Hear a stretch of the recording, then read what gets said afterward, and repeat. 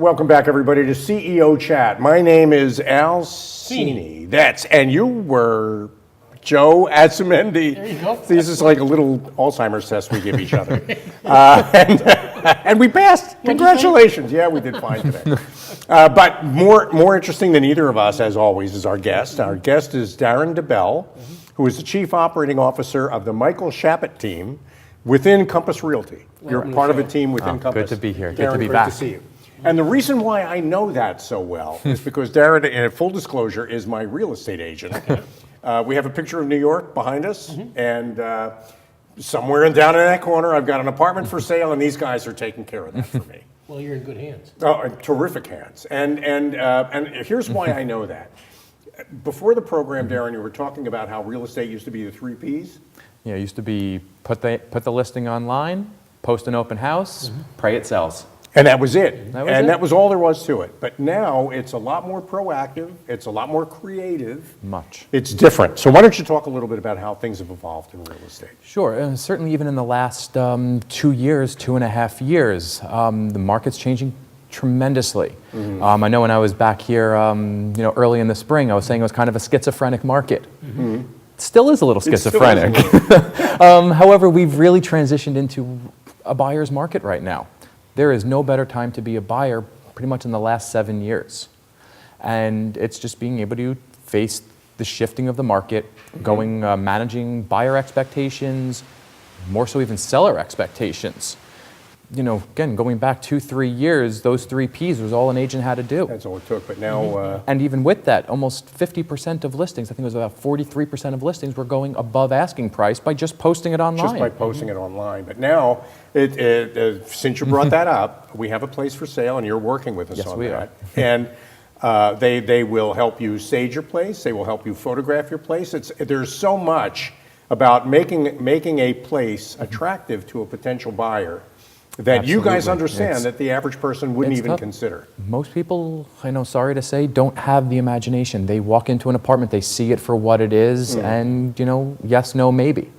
The amount of apartments that we see that are emptied apartments.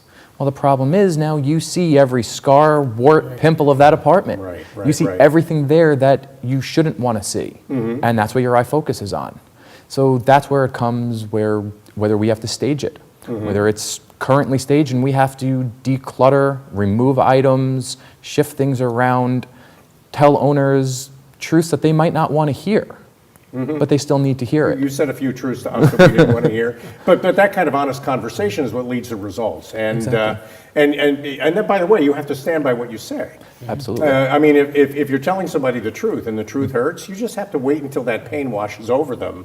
You can't back off that just because it looks like they've got a face. They've made a face at you. Absolutely. You've got to stick with it. And we also do our best to deflect it. A lot of times, like we did with you, we had a stager come in. Hey, this looks great for us. Yeah. We have the professional stager come in who does this for a living, and this is what her expertise is. And she's the one that writes, oh, well, get rid of this, get rid of that, remove the closet. And we're now not the bad guy, but but it's the truth that needs to be there. That was all good advice, and that's really what you have to do if you're going to bring somebody in. And you're doing this, by the way, in the most demanding real estate market. Believe me, I've lived there for a long time. The most demanding real estate market in the world, and that is New York City, in particular Manhattan. Is that right? Absolutely. Okay, so we're talking about they make reality shows out of this. Which are not very reality. Yeah. Do you think that shows like on HGTV instead of everything, it's really formed the reason you have to stage now? Has that really affected the market in reality? It's enhanced it, but really what it comes down to is value. The home has to have value for it to sell. Now, value, it doesn't mean giving it away. It doesn't need to be, just the least expensive home on the market, but it needs to look pretty. It needs to sparkle. A buyer has to walk in and be wowed. Inventory is up 20% year over year. Really? Days on market is up 20%. Right. So which pool do you want to be? Do you want to be in the wow pool, or do you want to be on the stale pool? So pool. And that's going to stay on the market and sit. But buyers are still acting quickly. Not too long ago, we had a listing in Midtown West on West 57th Street. It was a really nice studio, staged. Within a week, we had 3 offers. All 3 were over asking price, and the owner was thrilled. Why wouldn't they be? Why wouldn't they? That's terrific. That's a great outcome. So the product matched the value. This wasn't a cheap apartment just because it was a studio, but it was pretty. It looked nice. It looked nice, and that's what made the difference. So people wanted it. And there was 2 other apartments that we've been dealing with now also that, one of them, the bathroom isn't even there yet. It's, it's an estate sale. Work needs to be done, but we staged the rest of it. And again, we got an over asking price offer. That's great. And that's And how we're you in do that. contract If you right know, now. if you understand the market Because and yeah, I mean, that's what you do, and that's what I think, well, that's certainly what attracted, we actually met at a networking meeting for a former guest, Jonathan Rosen, who has a networking group called Collaborex, and I met Daren at one of the Collaborex meetings. And Daren is the king of soft sell, let me tell you. I mean, you get to know him, and you get to understand who he is, and the creativity comes through, and the next thing you know, you're asking him to be a real estate agent. It worked out really well for me. I'm really happy with it. And I think, but I think what really impressed me more than anything is about the team and the knowledge that you and your team, the knowledge and the expertise that you and your team bring to this. Yeah, You've and got a that's why terrific team. Thank you. And we differentiate ourselves a lot with our team. We're almost a small company inside of Compass. There's about 16 of us. We have myself and Michael, 3 full-time administrative support, and I think 10, 11, 12 agents. We're in talks with a few others. And we really have a great system in place to be able to help, young agents, growing agents, people that really want to expand their business with different models, tools, and systems to progress them at any point. Yeah. And by having, like I said, the structure that we have, it gives agents the attention that they deserve. Sometimes they can get lost inside of a big company, but with having almost, a 2-to-1, 3-to-1 ratio with agents to support staff, with the knowledge that we have, the marketing expertise that we have, the listings that we have, the clients that we have, we're able to really provide for our team members and help them build a great pipeline of business. It makes a huge difference. And it's important to remember, too, that the Manhattan real estate market isn't monolithic. No. It's not like you buy an apartment in Manhattan. There are dozens of neighborhoods, micro neighborhoods within Manhattan. Each of them has a different value proposition, a different feel. You can walk along Broadway 5 or 6 blocks, you're in a completely different city. I mean, it's just amazing how that goes. It happens, we're in the financial district, but you walk north from the financial district, by the time you get to Midtown, you've been through 16 different towns. On a good day. Every one of them has a character and a personality. You've got to get to know all of them. Yes, and that's the challenging part of real estate. Yeah. So you gave us Luis Vasquez, who specializes in the financial district. Yes. And actually has a website that he maintains on Facebook, FIDI. He has a FIDI fan page. Where he focuses strictly on the buildings and the nature and the character of that neighborhood. And all your agents, I guess, then specialize in a different aspect. Exactly, whether it's geographic, demographic, we all help our agents build a certain niche market because that's really what it's about. You have to be specialized in something. You can't be a generalist anymore. You can't know the entire city. First of all, it's way too big. You're never going to be able to know everything. Yeah. So when somebody comes to you and they say they want to buy something, sometimes you represent buyers. Yes, quite often. And so somebody comes by, they'll give you a call and they'll say, we're looking to move to New York. Do they typically start with, we need so much of a price or dollar number per square foot? Or do they start with, we want to live in Chelsea or we want to live in Kips Bay or? A lot of people start with the location. That's where they believe they want to live. Now, they usually don't end up there. Sometimes they do, depending on a budget. But a lot of times they say they want to live there because they're hearing buzz about that area. Like certainly downtown is hot right now, and it's been for years. That's where people are attracting to. Yet a lot of these people, as they're going through the motions, they realize that Upper East or Upper West, you might get a little more space. The areas are changing. Certainly the Upper East Side with the 2nd Avenue subway, the Q train going in. It made people that live on 1st Avenue, York Avenue, where it used to take 45 minutes to get down to the Times Square Midtown area. You can now be there in 20 minutes. I was just, my daughter's fiance, in fact, lives on the Upper East Side, and he was talking about the Q train and how much of a difference it made. 6 minutes to Midtown versus... It's incredible. Yeah, so I mean, it's and that will affect the marketability of real estate in that neighborhood. Yeah, prices have gone up on the Upper And East knowing Side. about these things is a big part of what you do, and that's another part of the value proposition. Talking them through and guiding them. Again, you're never going to be able to say someone, I got to live in Tribeca. Well, good, let's go to the Upper East Side. No, but after they see it and they walk through it and they experience it and say, oh, by the way, if this is what you're looking for, I even just might might be a different show neighborhood. pictures in a floor plan and say, well, what do you think of this? How would this work for you? Oh, by the way, it's on the Upper East Side. Yeah. So and in New York, is it mostly about people moving from one place to another, or is it about people coming into New York from somewhere else? That's the great part, it's both. Really? And you'll get that kind of activity all the time? And Absolutely. How busy are you these days? Great question. It's beyond. Really? And it's a mix between the listings, the buyers that we have, our team members. There's a lot of opportunities out there. And there's so many ways to capitalize on the market. We're working with one of our team members now about building an empty nester campaign. Huh. This is a great time to be empty nester, certainly with all the changes in the tax plan. Sell your house in the suburbs, move back to the city. Right. Oh, that's actually an interesting market because older people who are mobile, well, and even if they're not that mobile, Manhattan is a terrific. Everything you need is within walking distance of most places in Manhattan. And if you can't walk, you get it delivered. Or you just call Seamless Web, and there are a million different companies that are happy to do that for you. But it's funny, we really used to pride ourselves on what I used to, and this is when, we were talking like a year ago and through this Collaborex group, I used to say, well, it's the 3 Ds of real estate. I like to focus on people that are going through the big life changes, the people that need to move, the want to move is great, but the need to move is what happens now. The 3 Ds I used to say was just, death, divorce, and diapers. And now I was talking with Michael, and, well, 3 has now basically become 12. 12 different motivators. Different motivating factors throughout a person's life. Starting with diplomas and dating and diamonds. Divorce, death. Destination. People that want a second home. Downsizing, the empty nesters. Dogs. People that are all need pet-friendly buildings. People that I've never met someone willing to get rid of their dog or pet for that matter to live in an apartment. That's So a interesting. lot of buildings, no pet policies, no pets over a certain size.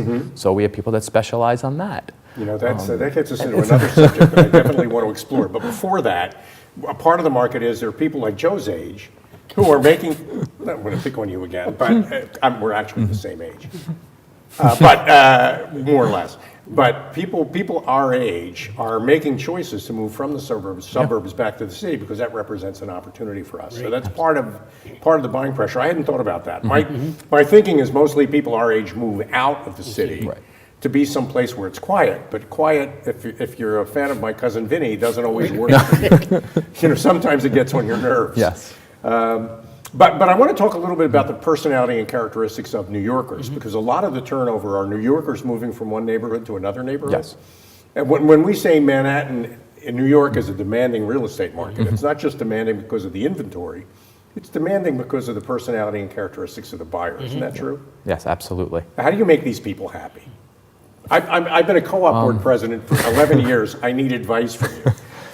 We make them happy by listening to them, understanding what their wants are, what their needs are, and guide them through the process. You can't make someone spend, whether it's $500,000, $1 million, $5 million, you can't make them spend this on something they don't want. Right. You're not forcing a round peg in a square Exactly, it's never going to work. Yeah. So you have to listen to what they're saying to you, why they want something, and then be there to offer the suggestions. Again, a lot of people for years, financial district, it's a ghost town come 6 o'clock at night. It was a ghost town when I moved in. It was. But Now the it's area is happening. night and day, even in the last 3 years, what they've been putting in over there. Unfortunately, we got to take a break right now. That's happening. Who told you that? That guy? Okay, but when we come back, we'll talk a little bit more about that. Yes. We'll keep talking about that. But I also want to talk about the consolidation in the market, because you used to be with a different company and now you're with Compass. Yes, we are. Compass is a great outfit. They are. I They're want a to talk great about company. how that's changed too. So we'll be back Please. with more Great CEO chat after, what are we going to do? Messages? Messages, yes. Okay, so what Pay are the you going to bills. tell them? Come back? Yeah, please come back. We'll get some of the bills paid and talk With about Daren so we Debel can in buy a real place estate. in Manhattan. Absolutely. There you At go. a price that's less than you'd expect. This is more than just insurance. This is Plymouth Rock Assurance. Visit us at PlymouthRock.com.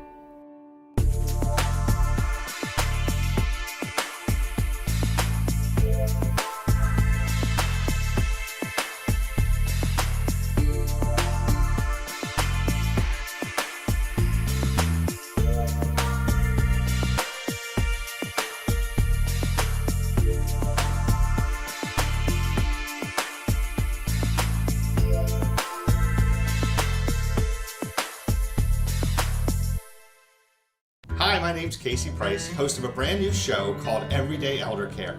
My show will help you take the stress out of caring for your elderly loved one by educating you about options and solutions you may not even know exist.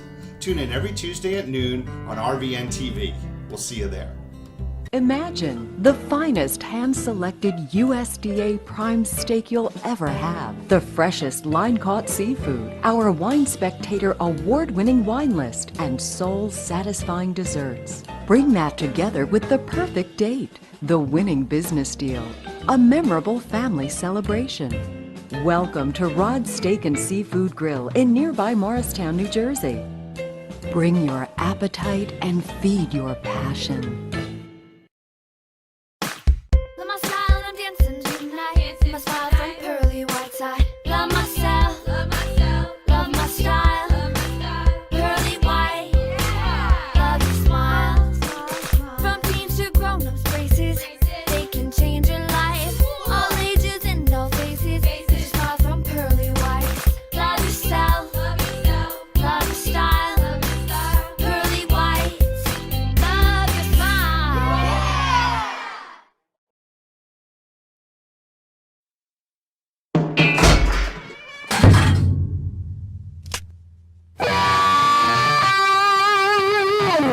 For independent living for seniors age 62 and over, People Inc. offers safe, maintenance-free apartments across Western New York. The affordable rent is income-based. For more information, call People Inc. Senior Living at 817-9090. In a world where bankers have lost all interest, where robots and fat cats rule our fortunes, one woman will stand up and strive to do the impossible. Be treated like a person. Friends and neighbors will join her quest. Ordinary people will band together against the forces of corporate greed. And together they will form Philadelphia Federal Credit Union, already in a neighborhood near you.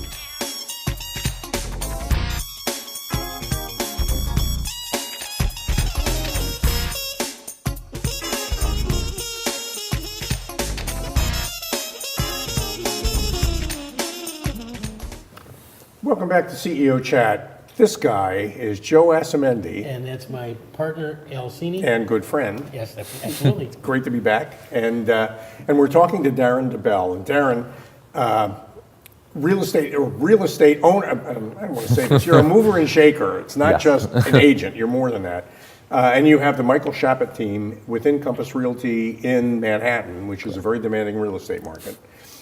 Before the break, I was asking you what you have to do to deal with New Yorkers, because I have this experience of being a co-op board president. The first thing you said was listen to people, which is where you lost me. As a co-op board president, that's something we don't do. But you really need to do that, don't you? Absolutely, because if you don't listen to them, and even though a buyer or a seller is giving you a message, they're saying for a buyer, I want to live here, this is my budget, and if you tell them right away, no, sorry, that's not going to happen. Let's go over here. They need to learn that for themselves the right way by seeing what's out there, because before they've called us, 80% of searches happen online. So they've already been online, Googling away, going on Street Easy, any other, search portal, and they're seeing something that's giving them that sense of hope that they can buy this, whether it's a past sale, a current sale. There is something that's going on that made them, or a friend that said, I can get this. Right. Something is triggering that they could actually have what they believe they can. So until they see it themselves, and you know what, sometimes they'll say, well, my budget changed. I can spend more. So it's, again, we always say there's three knobs. It's price, size, and location. But a buyer, they're never going to give you the 100% truth, my max budget is truly the max budget. I can't live outside this circle. Right. Things That's are always gonna going take to change, conversation, but it's and going to be the trust and the rapport that you build with that person that's going to allow that conversation to evolve, and they're going to give you the information that you really need. Or it's, well, I guess I don't have to live here. I was hoping to. It's good that I saw a few things. Now that I have, okay, let's go look elsewhere. Right.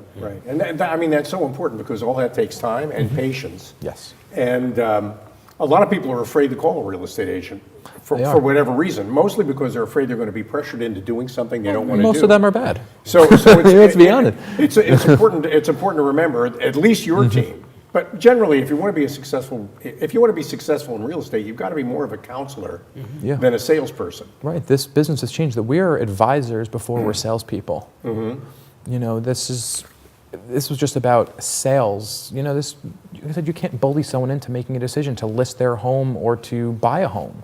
That's a good point, because a lot of businesses and industries are going online now. But the real estate business is more personal. It's always going to It's be, one-on-one. like you said, And belly to it's, belly, you know, which is, You know, technology has enhanced the business. They've made things easier.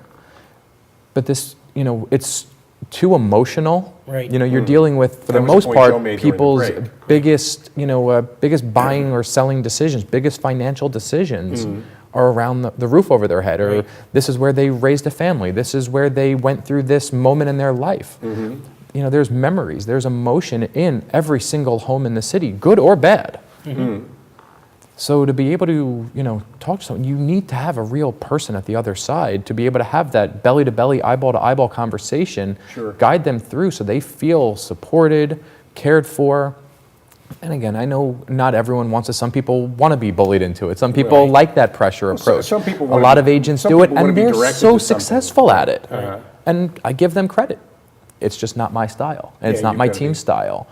We have a different approach, and I guess the good thing with Manhattan real estate is we don't need to have every deal in the city. you really just You know, we enough have deals to a make great yourselves- business. We do a tremendous business, and it's enough to make, you know, put a lot of money in our pockets and food on our tables, and No, we're all that's living, good. you know, a and very you've been happy around long life. enough to have repeat business, Yes. which is another thing. So people call, when they call you again 5 or 6 years later and say, we want to move, and you're the agents they pick, that Absolutely. means It's a you must great have done a feeling. good job for them 5 years ago. Absolutely. Sounds like you got a great business. It's great to work with. I'm impossible. I'm the most impossible seller that you've ever met. I know. I'm No, No, you're impossible not human the being to deal most, with. you know. No, not the most. It's a tough competition in New The York. fact that he praises you was amazing. 'Cause No, it's just great. It's a great crew to work with. And I think, I want to make a point, we made this during the break, you specialize in Manhattan, that's you. I was going to ask. But anybody who wants to buy any real estate anywhere in the country could call you. Yeah, and that's actually been something that Michael has built his business on over the better part of the last decade, is inbound, outbound referrals across the country.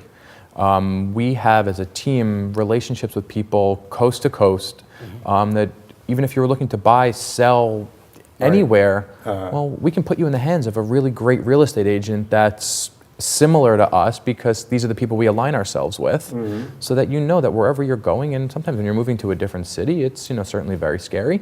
It's good to have somebody there. Or who even can if you help just know someone in a different city that's looking to move throughout that city, you know, well, let us know so that we can at least put a call in for you, so that the agent that does reach out to you, it's now a warm lead, Right. it's a warm client, and there's a relationship, and you know that it's going in the right hands. It's going in, it's in the right hand. So if I'm looking to sell in New York, and I'm thinking about buying in Boca Raton, Common, The sixth borough. or Los Angeles. Yes, exactly. You can help me with both ends of that transaction. Absolutely, yes. Which is, that's something to remember. So if you're out there and you're thinking about that, this is a guy you could definitely call. You want to talk to him. And he's so approachable and so easy to talk to and so friendly. And I knew you for a solid year before you actually became my real estate agent. You paid attention Kill to him me with through that kindness. whole Yeah, time. I know. So, and you know, and I'm in a hurry, as you know. I'm never, you know, I'm not the kind of guy that's going to sit there.